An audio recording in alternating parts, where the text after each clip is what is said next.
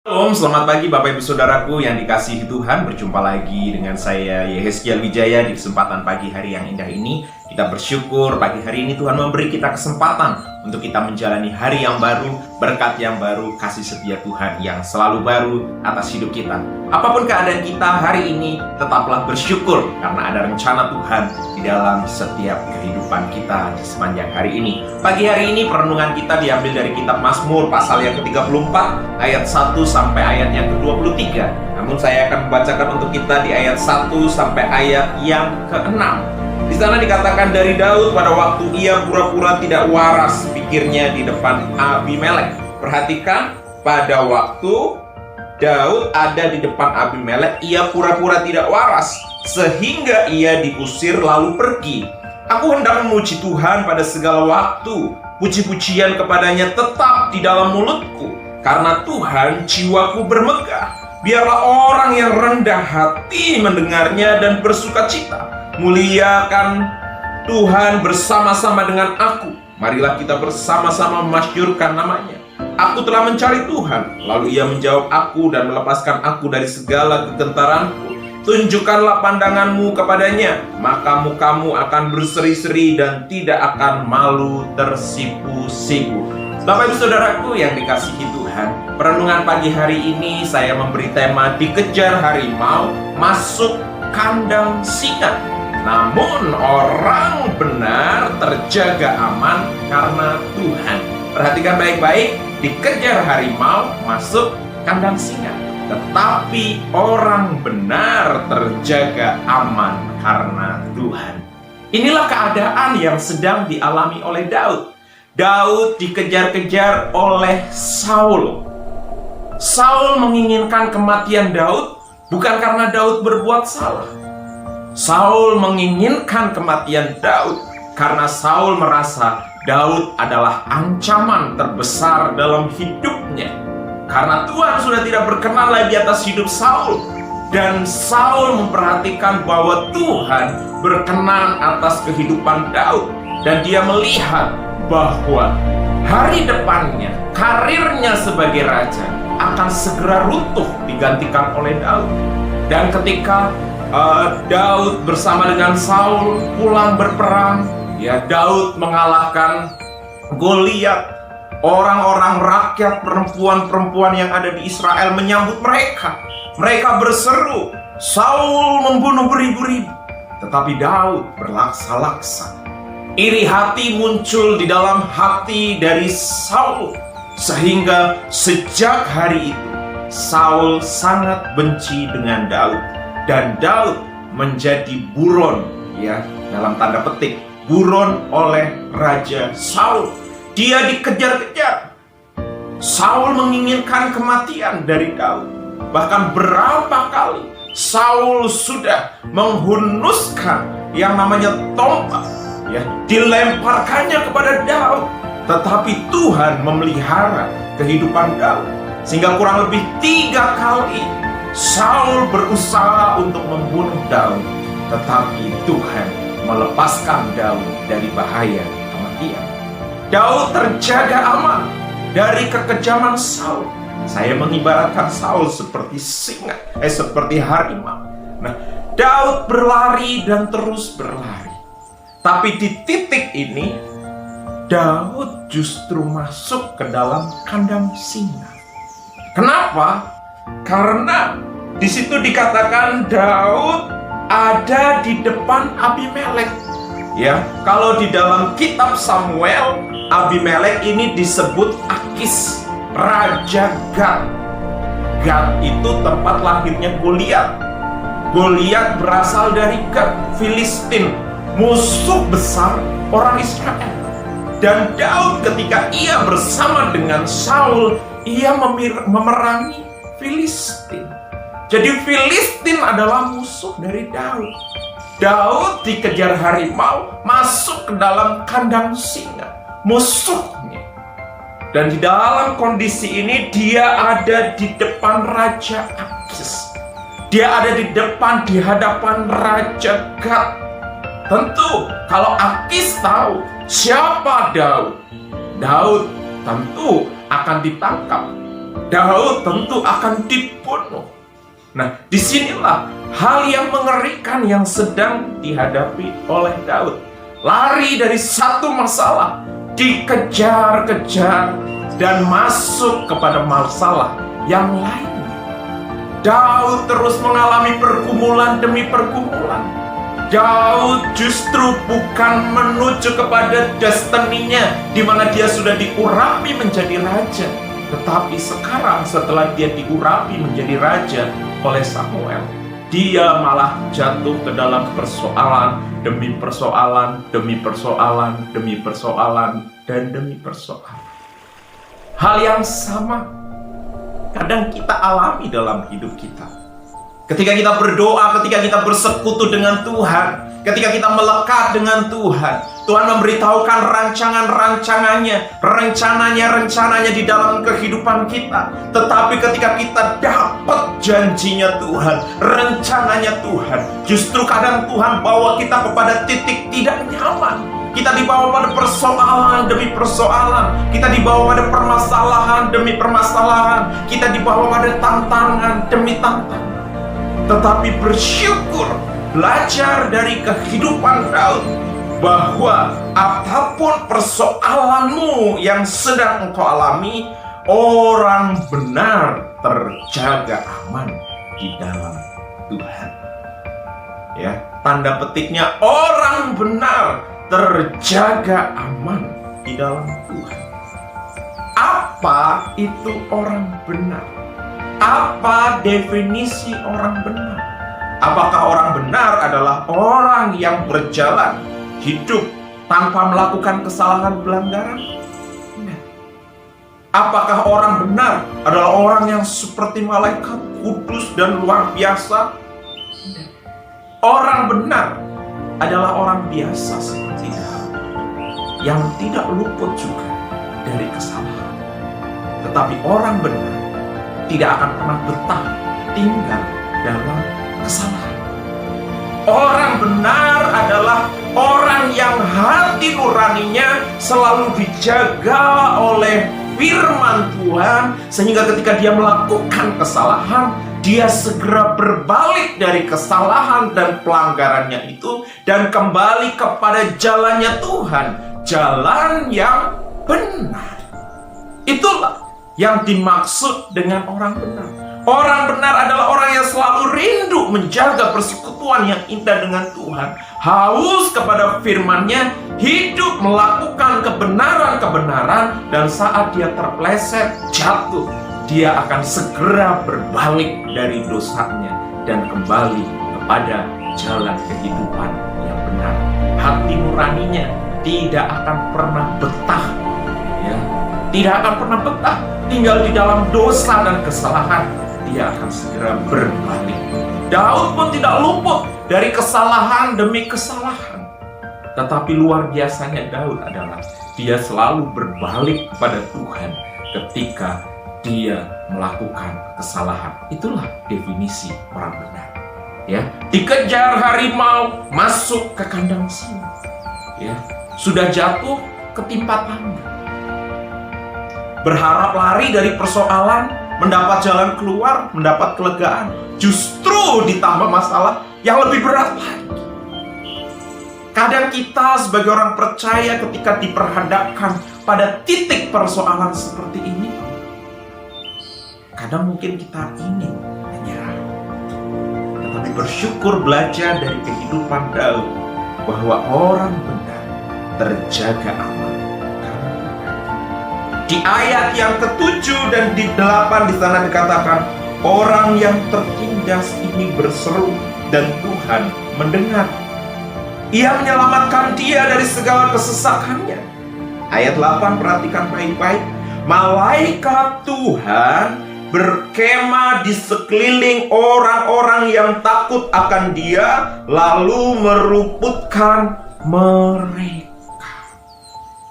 Ya, Daud di depan Akis, dia bergumul, wah, kalau saya ketahuan saya adalah Daud, mati saya. Dan orang-orang yang ada di sekeliling Daud, orang-orang yang ada di sekeliling Raja Akis, Raja Gad tahu, kenal siapa Daud. Mereka berkata, "Raja, ini adalah Daud. Ini adalah musuh orang Filistin. Dia yang mengalahkan Goliat. Dia yang membunuh Goliat. Kita harus tangkap dia. Kita harus bunuh dia." Tetapi Tuhan memberi hikmat kepada Daud. Tuhan menuntun Daud, sekalipun kalau kita membaca ceritanya di dalam kitab 1 Samuel itu, kita akan mendapati bagaimana Daud berpura-pura seperti orang gila di depan Raja Akis. Dia melelehkan air liurnya, air ludahnya untuk meleleh-leleh, dan orang melihat memang dia sepertinya orang gila. Udahlah, ngapain kita nangkep orang gila? Ya, apakah kita kurang di Gad ini kurang orang-orang gila sehingga engkau memperhadapkan kepadaku orang gila? Kata raja dari Gad. Tuhan menolong dan melindungi kehidupan Daud, sekalipun caranya gila. Ya, kadang Tuhan nolong kita itu nggak masuk akal. Kalau secara fisik kelihatan dari Daud memang dia pura-pura benar-benar gila. Tetapi kadang Tuhan menolong kita dengan cara-cara yang tidak masuk akal. Mungkin kita pikir juga gila juga cara Tuhan menolong. Tetapi itulah Tuhan kita, menolong dengan caranya yang ajaib. Bahkan yang pertama, orang yang benar terjaga aman karena Tuhan. Kenapa? Yang pertama, ada malaikat yang menjaga. Setiap orang percaya yang berlindung kepada Tuhan, ada pemeliharaan yang sempurna daripada dia.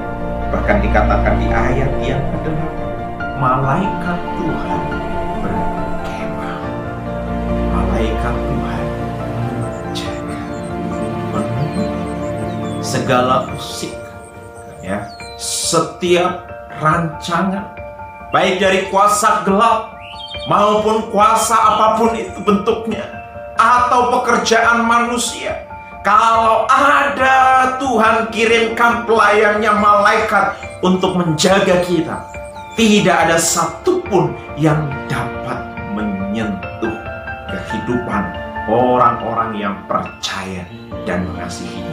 Orang-orang yang selalu berseru dan berharap kepada Tuhan, kehidupannya akan terpelihara aman, terjaga, karena malaikatnya berjaga, berkemah, menunggu dia, memelihara, dijaganya luar biasa. Bersyukur kepada Tuhan bahwa dia tidak pernah meninggalkan dan membiarkan meninggalkan kita, tapi dia kirimkan bala tentara malaikat surganya mengawal, bahkan berkemah baik atas hidup kita maupun keluarga kita. Orang-orang yang mengasihi Tuhan selalu ada perlindungan yang sempurna. Yang kedua adalah orang benar terjaga aman karena Tuhan. Kalau yang pertama tadi ada malaikat yang menjaga. Daud diluputkan dari hadapan Akis, Raja Gad. Seharusnya secara manusia dia ketangkap, dia dibunuh, dia dihukum. Tetapi Tuhan meluputkan. Saya jadi teringat dengan cerita dari kehidupan Daniel ketika dia dimasukkan ke dalam gua singa. Semua singa yang ada di dalam gua, mereka semua lapar. Tetapi ketika Daniel dimasukkan ke dalam gua singa, Daniel luput. Karena kenapa?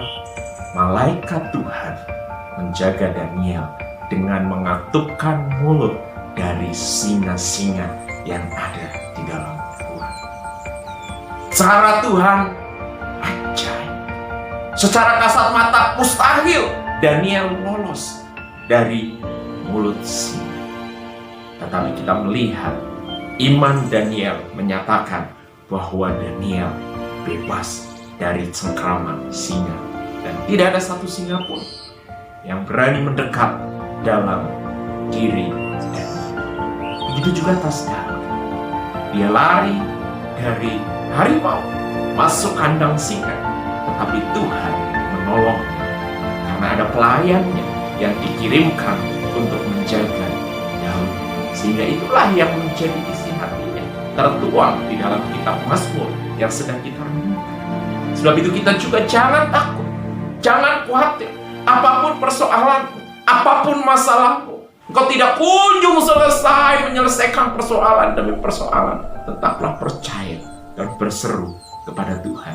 Orang benar selalu terjaga di dalam perlindungan yang daripada Tuhan. Yang kedua, orang benar dipelihara Tuhan.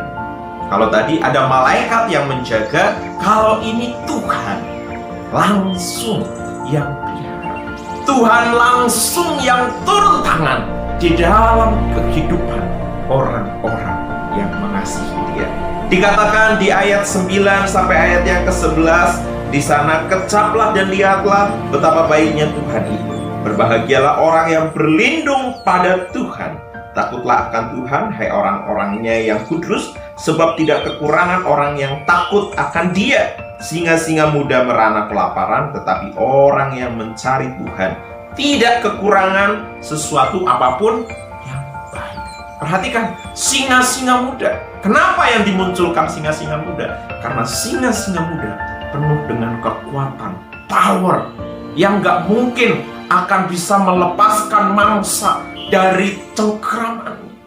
Singa-singa muda seharusnya mereka selalu bisa menikmati segala kebutuhan makan minum mereka, karena mereka memiliki daya ketangkasan yang masih prima, yang masih hebat. Tetapi di sini dibandingkan singa-singa muda yang secara manusiawi, kalau kita melihat tentang kehidupan dalam kehidupan para binatang, mereka tidak pernah kekurangan. Tetapi di sini dikatakan bahwa singa muda merana kelaparan, tetapi orang yang mencari Tuhan tidak kekurangan sesuatu apapun yang baik. Tuhan memelihara, Tuhan menjaga, Tuhan mencukupkan. Bahkan Tuhan terus menyertai kehidupan orang-orang yang percaya kepadanya. Sebab itu, apapun masalah hidup kita hari-hari ini, jangan pernah takut. Mungkin kau punya masalah yang sudah sekian lama tidak kunjung selesai, justru semakin besar. Kau melihat dulu hanya seperti harimau, tapi hari-hari ini seperti singa. Kekuatannya semakin mencengkram hidup kita. Teruslah masuk dalam hadirat Tuhan. Hiduplah di dalam persekutuan yang lebih dekat lagi.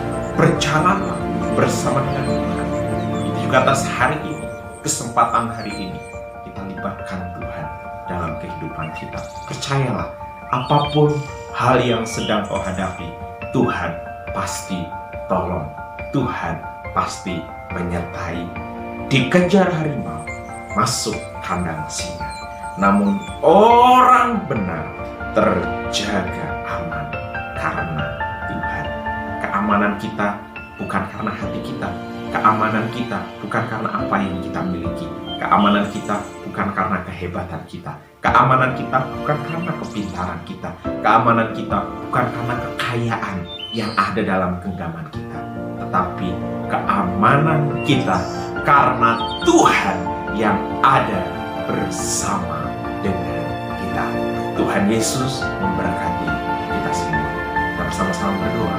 Bapa di surga, kami sangat bersyukur buat pagi hari ini untuk firman yang boleh kami renungkan bersama-sama, bahwa kami aman bersama dengan Tuhan. Sekalipun persoalan demi persoalan Tuhan izinkan hadir dalam hidup kami, tapi kami yakin dan percaya selalu ada perlindungan Tuhan yang sempurna, baik pelayan-pelayan-Mu, para malaikat yang Kau utus untuk menjaga dan memelihara kami. Begitu juga atas pribadi-Mu yang turun tangan secara langsung untuk menolong setiap kami, memelihara kami. Kami sangat bersyukur atas janji berkat firman-Mu pagi hari ini, bahwa kami selalu diperhatikan dan diperdulikan oleh Tuhan. Sama seperti Daud lepas dari tangan Raja Gad, tetapi oleh karena pertolongan Tuhan, dia terus terjaga dan terpelihara oleh karena kita. Kami bersyukur oleh karena Engkau, Allah yang hidup, Allah yang peduli dan memperhatikan kehidupan kami.